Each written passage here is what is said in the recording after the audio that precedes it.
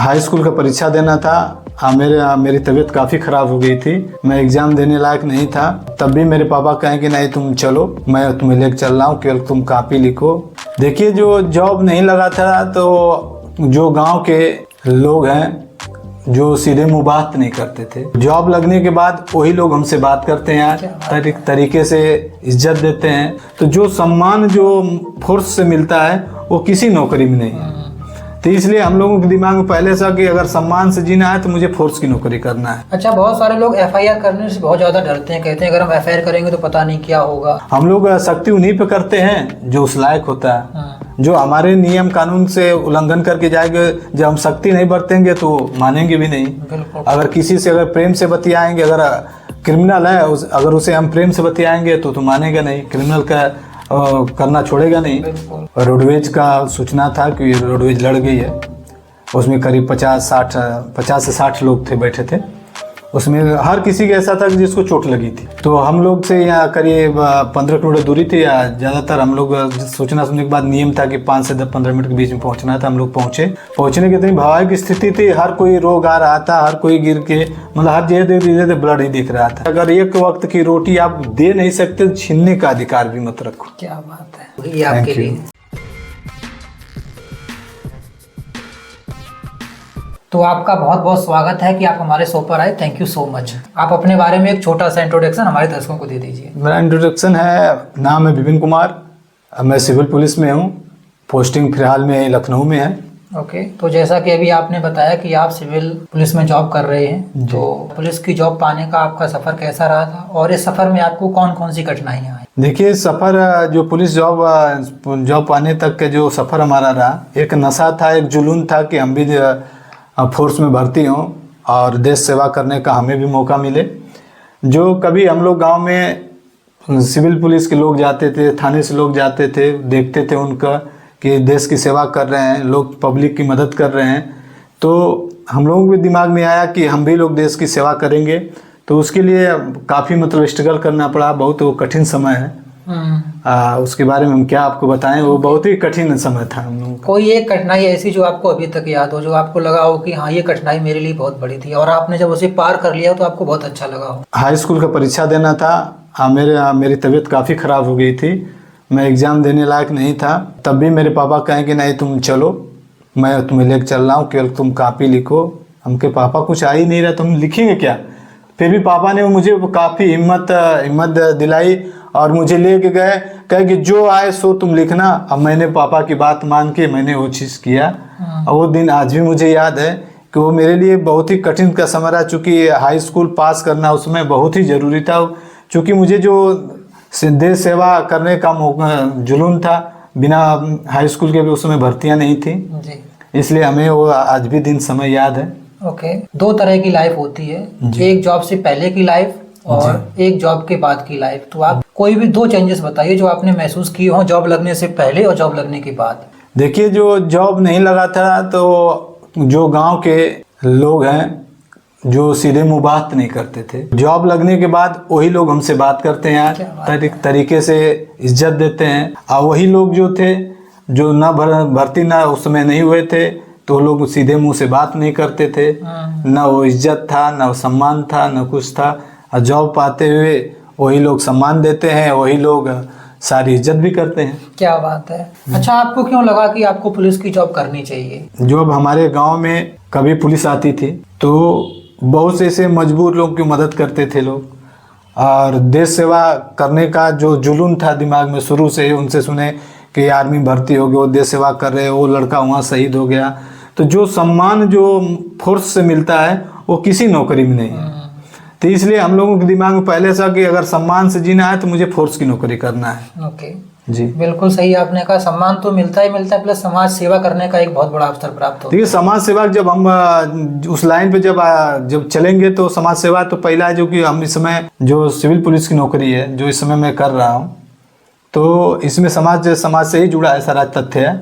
उसी की रिकॉर्डिंग हम लोग ड्यूटी भी करते हैं, उसमें सम्मान भी है, सारा चीज़ है। ओके, अच्छा, आपका कार्य क्षेत्र क्या है? आप किस तरह के काम करते हैं? देखिए, कार्य क्षेत्र हमारा सिविलियन है, जो हम सिविल के बीच में रह के हम लोग नौकरी करते हैं, सिविल की सारी बात सुनते हैं।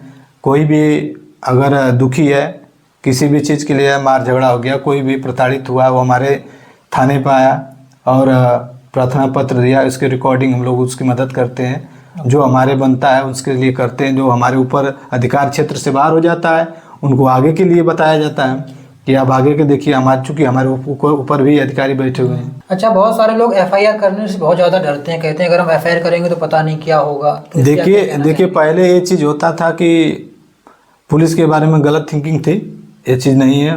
कोई भी पब्लिक को, कोई भी है, उनका अधिकार क्षेत्र है, वो बेकायदे आएँ, उनको सम्मान है, सारा चीज़ है, बाकायदे आएँ वहाँ पे एप्लीकेशन लिखें, दरख्वास्त दें, जो उनकी समस्याएं हैं। चूँकि आप दरख्वास्त नहीं लिखेंगे, समस्या आप नहीं बताएंगे तो हम क्या जानते हैं। जब आप अपनी समस्या रखिए, उनके डरने की कोई तो बात ही नहीं है, क्योंकि ये उनके तरह हम भी इंसान हैं, हम भी उन्हीं के बीच से आए हैं, कोई अलग से तो आया नहीं है। तो डरने वाले तो भाई ये तो गलत चीज़ें को डर रहे हैं, क्योंकि हम भी इंसान हैं, वो भी इंसान है। तो व्यक्तिगत जो चीज़ें डरने वाले, तो डरने की कोई चीज़ नहीं इसमें जो उनको डरना चाहिए। हम लोग सख्ती उन्हीं पे करते हैं जो उस लायक होता है, जो हमारे नियम कानून से उल्लंघन करके जाएंगे। जब हम सख्ती नहीं बरतेंगे तो मानेंगे भी नहीं। अगर किसी से अगर प्रेम से बतियाएंगे, अगर क्रिमिनल है अगर उसे हम प्रेम से बतियाएंगे तो मानेगा नहीं, क्रिमिनल का करना छोड़ेगा नहीं। तो सर का कहना है कि आम आदमी को डरने की कोई भी जरूरत नहीं है, सिर्फ वही डरे जो क्रिमिनल है ना? जी हाँ, ओके। बिल्कुल। अच्छा, आपकी पुलिस जॉब का जो अब तक का सफर रहा है, इसमें सबसे चैलेंजिंग फेस कभी आपको आया तो आप देखिए, जो हमारे अब तक के नौकरी में सबसे बड़ा एक चैलेंज था हम लोगों के लिए, हम उस समय पोस्टिंग हमारी जनपद सोनभद्र में थी, अनपरा थाना था। करीब हम 3 लोग थे, जिसमें 2 सिपाही थे हम लोग और एक हमारे प्रभारी थे। करीब 12-1 बजे के सूचना हम लोगों के MDT पर आई कि वहाँ से सिदामा गांव पड़ता, वहाँ पे खाई थी और रोडवेज का सूचना था कि रोडवेज लड़ गई है। उसमें करीब 50 से 60 लोग थे, बैठे थे। उसमें हर किसी के ऐसा था कि जिसको चोट लगी थी। तो हम लोग से यहाँ करीब 15 किलोमीटर दूरी थी, या ज़्यादातर हम लोग सूचना सुनने के बाद नियम था कि 5 से 15 मिनट के बीच में पहुँचना था। हम लोग पहुँचने की इतनी भयावह स्थिति थी, हर कोई रोग आ रहा था, हर कोई गिर के, मतलब हर जगह ब्लड ही दिख रहा था। हम लोग केवल 3 आदमी, गाड़ी एक, फिर हमारे थाना अध्यक्ष महोदय भी आए। उन 2 गाड़ियाँ मिल के करीब 15 किलोमीटर दूर पे सरकारी हॉस्पिटल था, उन लोगों को पहुंचाया गया, उनका इलाज भी कराया गया। उस दिन आज भी हमें याद है, वो बहुत भावुक स्थिति थी। ओके, तो ये स्टोरी आपके लिए सबसे ज़्यादा भावुक रही है? जी, उस समय है कि बच्चे, उसमें सबसे भावुकता ये वाली चीज़ था कि 5 साल का बच्चा था जिसका पैर दब गया था गेट के अंदर। तो उसमें काफ़ी मशक्क़त करने के बाद वो निकला था। वो मतलब झंझोड़ के रख दिया था। वो 5 साल का बच्चा किस तरह से, मतलब आधा एक मदद करते हुए भी करीब 40-45 मिनट लग गया था। अच्छा, जब आपको जॉब मिली थी तो आपके माता पिता का क्या रिएक्शन था आपकी जॉब के ऊपर? देखिए, जो हमारे माता पिता का जो रिएक्शन था जॉब के लेके, तो माता पिता भी चाहते थे कि लड़का एक हमारा भर्ती हो जाए तो हमारा भी गरीबी का दिन समय कट जाए। हमारे हो जाने के बाद उनके भी रिएक्शन, काफ़ी खुश थे वो लोग। वर्दी मिलने के बाद काफ़ी खुश थे वो लोग। जी, ओके। अच्छा, एक चीज़ और होती है, जब पहली सैलरी मिलती है तो बहुत ज़्यादा खुशी होती है। तो जब आपको पहली सैलरी मिली थी तो आपको कैसा महसूस हुआ था, एंड उस सैलरी को आपने कैसे यूज किया था? देखिए, जब सैलरी होता है तो हमारे जो गांव के जो लोग होते हैं, तो आदमी का ना कि जो श्रद्धा होता है, तो हर कोई मनौती मानता है, कोई ये चीज़ है। तो हमारी जो पहली सैलरी जब हम लोगों को मिला था, उस समय नगद मिलता था। तो 30-50 की स्किल पे हम लोग भर्ती हुए थे। उस समय 3500 रुपया मिला था मुझे। 3500 रुपया मिला था। 3500 रुपया मिला था। करीब ट्रेनिंग में उस समय थे हम, और वहाँ से आने के बाद छुट्टी 3 दिन के लिए, 3 दिन से ज़्यादा छुट्टी नहीं मिलती थी वहाँ पे। उन आने के बाद तो मम्मी के मैंने पैसा हाथ पे लिया के रखा, तो मम्मी बहुत खुश हुई और रोने लगी लिपट के कि आज है कि आज कोई ये उम्मीद हो गया, उनको ये कहना मतलब कि आज कोई उम्मीद हो गया कि मुझे 2 पैसा मिलेगा।